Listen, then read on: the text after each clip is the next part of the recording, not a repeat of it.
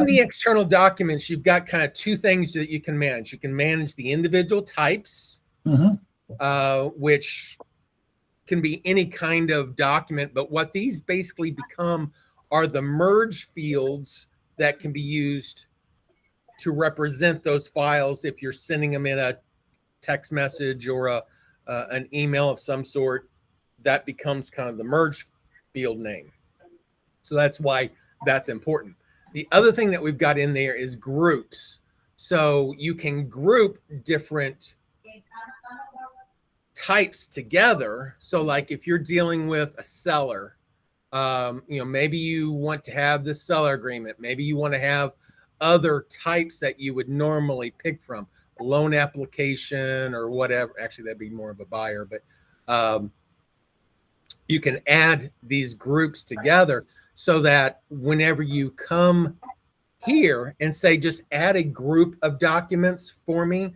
If I come here to buyer, it'll add the buyer thing. If I do the seller, then it will add the seller items. And what you can do then is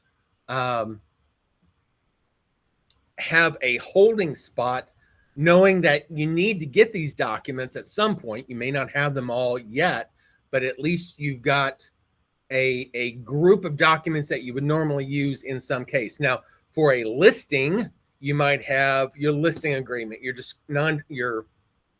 disclosures, your inspect, all the different things that go along with the listing piece, and they can just all get loaded at one time, and then you're just putting in the URLs that you need to.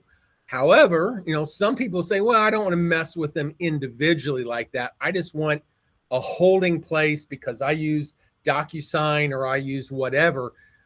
You might just have a type called document folder, and it gives you the link to the folder that has multiple files in it.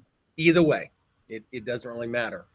But basically, the whole idea here is that if you're wanting to send any kind of content, you've got a merge field that you can use for that content to be referenced in the template.